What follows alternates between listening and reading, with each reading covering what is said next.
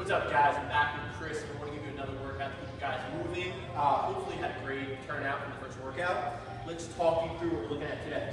Obviously, you've been working out at home. You need to keep that heart rate up. You need to have you moving well. So we're going to do some movements today where it's going to get the heart rate up. Chris is going to run through some jumping jacks, high knees, butt kickers, squats. Basically things that are going to make you sweat and get you ready for the whole workout.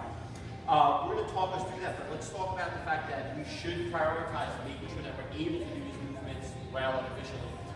What we do that, how we do that, is go through a couple different stretches. Today we got Flexor Stretches, Birddogs, which is a great way to activate the core, Camel, which is a great way to actually make sure that we're moving well through the bulk of our strength work, as well as some other things that are just going to make sure that we're feeling strong throughout the whole course of the workout. When we get to the workout, it has 3 pieces today. It's going to be a walkout into a push-up combo. The second part is going to be a squat and sit-up combo, so we can actually get a little bit of lower body and core in there. And then Chris is going to round it out by actual 3 exercises, 30 reps, as quickly as he can to get that sweat, keep that heart rate up. Chris, you ready? Ready. All right, so what we're going to do is we're going to shift this off to the side. I just want to be able to make sure Chris is ready to rock. At home, we're really probably not worried about doing a specific number of reps. Have fun, throw on your favorite salt, and just get ready to go. Chris, warm it up with some jumping jacks, get that heart rate up.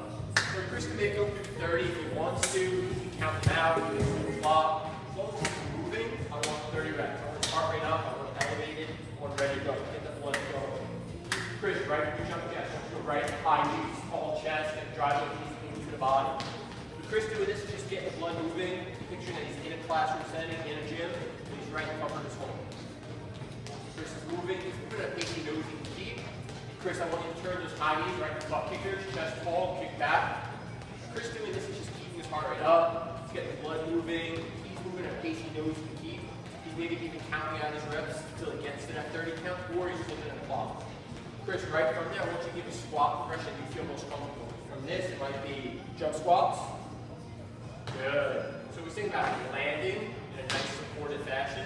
Knees out, he's breathing, nice soft landing. Chris could also show another variation of a squat if you want to mix it up. From here, he's in that squat stance. And he's moving. Again, light movement is going to keep us to about 30 reps, 30 seconds. Keep that heart rate up. Nice, Chris. Nice dynamic warm up, just get the blood moving, blood circulating, and relax. Nice, Chris. Alright, Chris did all this stuff to just get the blood moving, got his heart rate up, a little bit of a sweat. The next thing we want to do is make sure that he's moving efficiently and safely through strength. So as we're going to do some openers or prep work, Chris, I want you to just take a knee right here. Obviously, if you do this at home, you're going to be doing this on carpet, rug, an area that's going to actually be more supportive of the knee. Chris is in this staggered stance, right? What I'm asking Chris to do is first work on creating a nice hip flexor stretch. So he's going to be driving his knee over his toes, and it's going to allow him to feel that stretch in the opposite leg. When he's here, the leg that's posted up, I'm going to ask him to actually rest it on the knee, on top of the knee, and the opposite arm is simply going to raise up nice and tall. Now, him doing this allows him to drive those hips forward, creates a nice stretch in the hip flexor. He's also working a good amount of ankle stability and mobility by driving forward. Obviously, I'm going to say maybe Chris drive that foot forward a tiny bit, slide that foot forward, leg. That's probably going to make the stretch a little more noticeable. Then, once Chris raises that other arm down, we'll spend some time here just working out the nooks and crannies of what's going to help him. So if he wants to drive out, he can push the knee out, whatever he needs to personally get through his workout successfully. Obviously, this would be repeated on the opposite side, so we would know what that would look like. Chris would get to the same stance and go through the whole regimen that we just went through. Ankles, hips, and overhead, just to work on loosening up. Cool. So, Chris, the next thing I want to do is from this same position, we're just going to modify a little bit. You're going to go through a cat camel. So cat camel is going to be your on all fours. You're just going to create some spinal awareness by tucking the hips in, getting into this rounded position, and slowly coming to extension. So what this does, guys, this just allows you to create a little bit of spinal awareness. It just allows you to know that if you're going to jump right into a strength training routine, you're a little bit more equipped to know how your body's feeling when you go through those movements. You don't want to rush it, whether you're at home or in the gym. You just want to make sure that your body is still ready to go. So Chris is going through this, he's thinking about this as a slow, controlled movement. He's not rushing. You can obviously tell this is going to incorporate still, keep the heart rate up and break that sweat. Thanks, Chris. Last thing from here is pretty much also very similar to what we did when we did our cat camel. Bird dog is going to be opposite arm, opposite leg, reaching full extension. Chris is going to show us Chris is really working on the fact that it's a staggered movement, right? He has one arm not in his basic sport, the opposite leg, out of that picture. So he's going to work on switching. Good. This is not a movement you guys want to rush. You want to be slow, controlled, keep that core nice and tight, and be able to switch as Chris is doing from maybe 1 or 2 more reps. Good. Perfect. Guys, the last one, we're going to shoot over to the wall. Breaking back is one of the best things we can do is we'll all have the luxury of any flat surface. Chris is going to allow himself to picture whatever grip he wants to take on the wall and just be able to open up the shoulders by sending his hips back while pushing into the wall. Ideally, we're looking to feel and stretch the lats.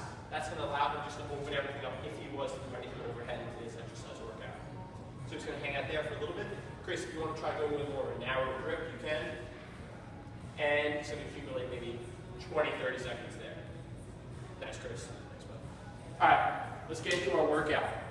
We're going to show you that today has 3 pieces to this workout. Chris is going to actually demonstrate a couple of reps so you guys know what the expectation is going to be.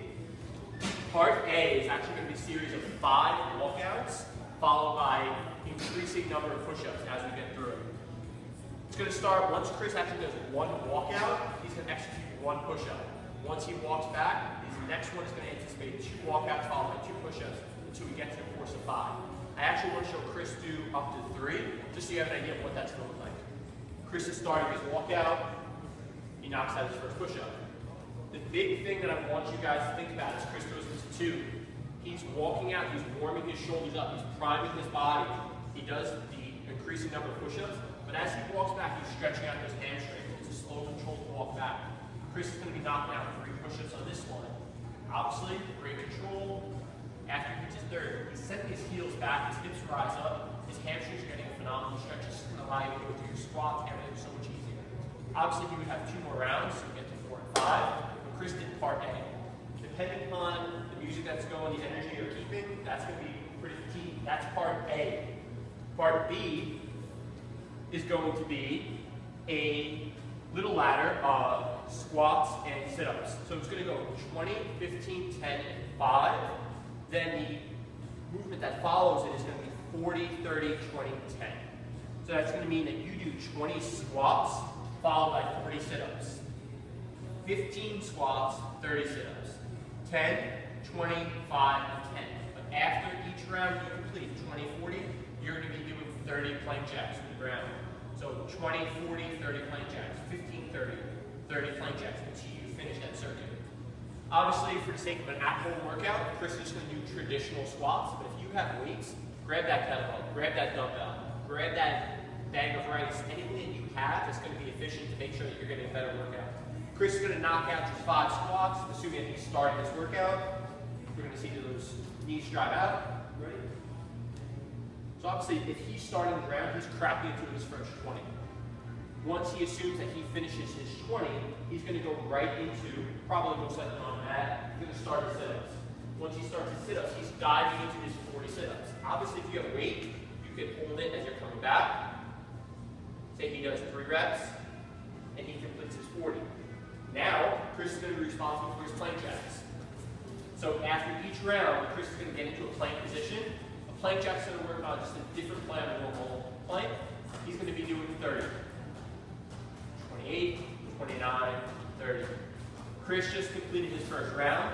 This is going to go in the same descending order of 15 squats, 30 sit-ups, plank jacks, 10, 20 plank jacks, until it gets to 5, 10, 30 seconds worth of plank jacks.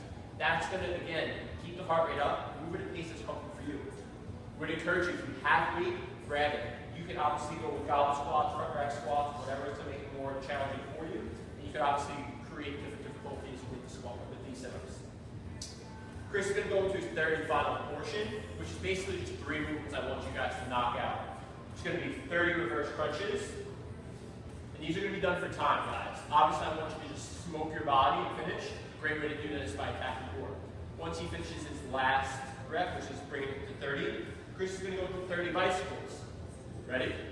So he's thinking about elbow to opposite knee, fully keeping out those legs, keeping that heart rate up to be successful. He does 30 bicycles. Last one is Chris is going to finish up with 30 leg flutters. Keeping your hands underneath your butt is going to make it a little bit easier. Obviously, if you keep the feet a little bit lower, it's going to be harder. You're out of pain for about 6 inches From there, once Chris finishes his final rep, that's his 30 completed altered portions. With this, guys, think about from portion A, you're keeping the heart rate up. Once you finish, rest is minimal amount of time that you need before you go to portion 2 of this ladder and finish with core of A, B, and C. Guys, myself and Chris hope that you guys get after it, you're staying healthy, and you guys are getting a phenomenal workout whether you're in a gym or not.